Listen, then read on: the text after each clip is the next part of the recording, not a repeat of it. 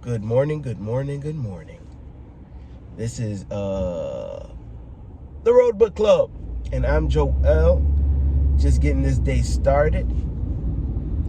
Heading out on the road. I got a little drive ahead of me, so I wanted to hop on here and talk to you guys and share my part three of the best conversations that I have had out on the road doing rideshare. The first one was a lovely lady. She was 83 years old. The second one was yesterday. Another lovely lady. She was 87 years old. And then the last person that I met, not even the last person, but the third person I wanted to talk about was a gentleman. He was 67 years old. And these conversations have been super impactful to me because sometimes you come across people who have had such a lovely life, and it's not because everything has been easy, but it's because they have grounded themselves in a belief bigger than themselves. And you hold on to these things, you hold on to these stories when you come across them, because they give you strength along the way as well. So I'll take it down memory lane, and I'm just getting started. Got my coffee right here, like nice little Italian roast. That's hot. And to begin, I will say that with this trip, I'm doing my trips, and I get a call from the airport, and I already see that it's a lengthy trip. It's a long trip, and it's going from Charlotte down into the kind of like the south side of Charlotte, a little bit further out, I think, like the Valentine area. Regardless, that's some information that you guys don't need to know. But it was a lengthy trip, and we get to talking, and he's a nice guy. He gets in, big guy, and he says, "How you doing?" So I think I've mentioned a couple of times that when people get in the car, I'm like, "Hey, how's your day going?" When people start off asking me how's my day going, I already know that they're in it. They see me, and not just me, but they probably see every person that they come across, and they see every driver that they interact with. How you doing? How's your day going? It's like, oh, my day's going good. It's fantastic. It's wonderful. How's your day going? And then get the ball rolling. And then he's like, oh, I was just out on a business trip, and now I'm coming back home. Good to be back. So we get to talking, and it's hopping on this. We got a little bit of morning traffic, not a problem. Shimmy into the left lane here, and when we start talking, we're driving, and he tells me what he does, and he's not even semi-retired. I think he said he was semi-retired already. And he said he's 67 years old. He's had a whole career working for UPS. Started, as a technician or a mechanic, working on the trucks. And then went up every step of the way in his career, and has had so many different interactions with people.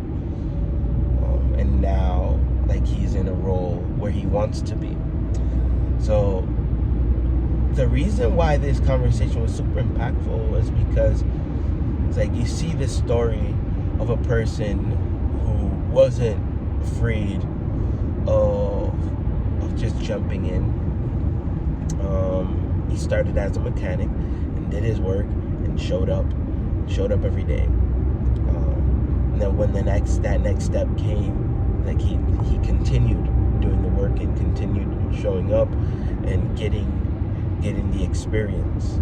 And I believe he spoke about even saying, hey, it's not just having, you know, the experience, because you could do a job for 20 years and do the same thing for 20 years. But when you go in and you try to find ways to better yourself and to make the job a little bit easier or a little bit more efficient, then that 27 years of experience, it becomes super valuable, and you can take that anywhere. And I remember he said that. So he got to this place where he was like the director and managing some crazy number, like 3,000 different locations around the U.S. and whatnot. At a good speed. It's time to hit the cruise control, and just we'll be cruising from here on out. There we go. We're at the right altitude. Yeah, so one of the really great things that he says, he broke down life for me, essentially, or something to look forward to. He says he's 67 years old, and it kind of breaks down this way. He said, in your 20s and even in your early 30s, you're figuring it out. You finished school, you're doing school, you're jumping into the workforce, and you're trying out different things. You're seeing what works and what doesn't work. And sometimes things don't work, and you jump into a field, and you actually find out that you don't want to do that. And that's okay in your 20s. And in your early 30s. All right. And then you get into, your 35 to 40, 45, right? At this point, you know who you are. In this age range, you know who you are. You know who you like. You've tried some stuff. You've failed. You've stood up again, and you know exactly what you like. And it's not 100%. You can still fail. You can still pivot. You can still change. But for the most part, you know what you're looking for. You have a understanding of what you want to do. That's 30 to 40, and then you start going down that path. When you get into the 50s, you are hitting your stride. You're doing the work. You're the go-to person for that field that you've been talking about. And you're working. You head down, just doing the work, learning, developing, and you're just moving forward. Then, when you get into your 60s, it's like, okay, now you're really locked in, but you're also already thinking, all right, how are we gonna land this plane? And you start making those plans if you haven't already, because it's like there has to be an exit strategy. And then once you get into the 70s, 80s, that's when your body starts to say, all right, what are we doing here? It's time to start calming down and enjoying the different sides of life, as well, support in other ways. And he said that's pretty much it. That's what he had found. And he was in that 60. He was at the age of 67. So you could see the wisdom in his eyes as he was talking, and the words that he spoke carried weight. From having to be in a leadership role at work and navigating tough situations with employees who didn't want to work or move forward for whatever reason, and just coming to a godly, driven solution. And what I mean by that is he had to pull from, effectively, it had to pull from communicating, because he told me about a situation where all the workers were at odds, and they didn't want to work, and then they were really just complaining and saying stuff that was, it was I wouldn't even say it was shop talk. It was disrespectful they were being disrespectful to each other, and it was becoming like a normal culture within the company. And then he said, okay, all right, what I'm gonna do here, and this was a long time ago, he said, what I'm gonna do is I'm gonna put up a camera here in the warehouse, and I'm gonna record, all the conversations that are going on, and then after that, we're gonna call your families in, and then we're gonna just play out the video, and he said that he also partook in that time, but he started feeling a certain kind of way that kind of like led him to believe that it just wasn't the type of culture that they wanted in his arena of influence. And sure enough, I mean, the guys laughed, but it changed. So I called that wisdom. And there was another thing, and the other thing that I can say was very interesting was that he told me that not only did he's giving out this wisdom, and he's sharing this with me. I'm a driver. I'm facilitating a service for him at that moment. But he told me about this older lady that he also that he met along the way, and that he consults with.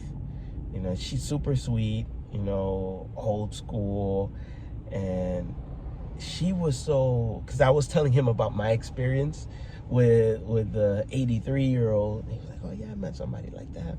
Actually, my wife and I, we have somebody that we make sure that she's okay, and she's so lucid, and she's so prepared for everything. I'm like, I don't know how she does it, but she manages. She approached us. This is a story he was telling me. She approached us one day for lunch, and says, listen, I wanted to talk to you about something. I sit down, and I'm just trying to get myself prepared,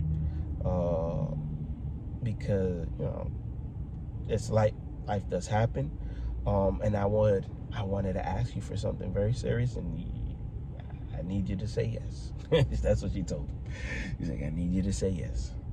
I'm like, well, you let me know what I can do, and I'll absolutely do the best of my ability, to the best of my abilities, whatever you need. And then she says, well, I need you to be I think it's called a pallbearer at my funeral when that time comes. And then he grabs her by the hand. He says, I'd be honored. I'd be very honored to be that. And when that time comes, which is no, it's not going to be soon, but I'd be honored. And then he told me that with her doing that, it showed me that this is what he told me now. With her doing that, it showed me that there's another level of that there's some people are so blessed that God will even prepare them for when it's time for them to go. So that there's levels to this. One more thing I wanted to share with you guys was, and this was part of that conversation, and he says that he had a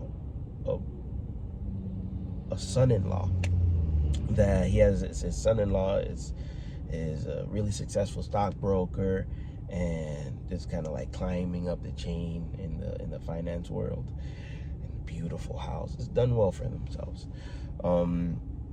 And then he goes there for Christmas, and they're talking, and he says he's talking to him, and his son-in-law's talking to him and saying, well, there's another promotion coming up, and they said it's mine if I want it. He's like, oh, that's good news. He's like, well, I'm trying that. I'm looking at the situation, and it's not as easy as it looks, because the people who take that role, I noticed that when they take that next level, they take on that responsibility, the stress is so high that it's giving them heart attacks, and they're just dying, and they can't keep up with the demand. So I'm really weighing whether it's worth me taking that next step. And he was like, well, you know, you assess whatever it is that you need to assess. If it doesn't look good to you, then you know you got to trust your gut. So he leaves him with that. Time passes, and he tells me that, well, that's what happens. The thing that happens is he found himself doing, the person who I was talking with, we found himself doing is that when he would get an opportunity of a next promotion, he would just look at the promotion, say, thank you very much, I appreciate it, you know, and already be thinking about what's the next promotion going to be on top of that and what he has to do to get to that place, because like you're climbing the ladder. But again, he got to this place where the person who I was speaking with, he got offered that next promotion, and it's like a nice cushy, I wouldn't even say cushy, it was an executive role, and it's a lot more managing and a lot more to have under your care. And he said the same thing. After having the conversation with his son-in-law, he realized that it was the same thing. He looked at the people who took that role, and they were dying within six years because of the demand and because of the stress level that is associated with it. So he spoke with his wife. He looked around and took inventory of where he was and were they able to maintain it and all of this, and said, I think that this is it. It's I don't think that I'm willing to pay that price. You know, he'd say he loves his family and he wants to be around for a lot longer, and he decided to decline that next position and just kind of take his pension and walk away. All good and well, and he didn't know what the next step was going to be, but they decided to do that. So time passed, and actually he was approached by a different company which had to do with logistics, and it was a smaller company, like only managing about a fleet of 300 vehicles, but he was able to manage that because he had done, you know, thousands.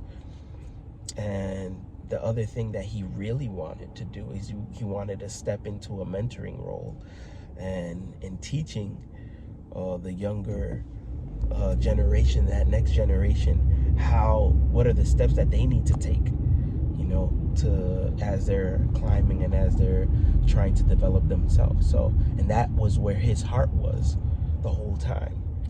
So I thought it was such a amazing thing to see. As a whole, it was a great example. So yeah, that was the third impactful conversation that I had. And even as I was thinking about it, I did remember other conversations that I had with people which were super amazing, super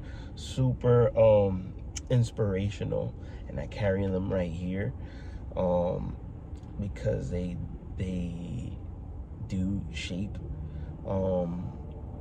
what I am today, just like every conversation that we have shapes it. So thank you so much for listening.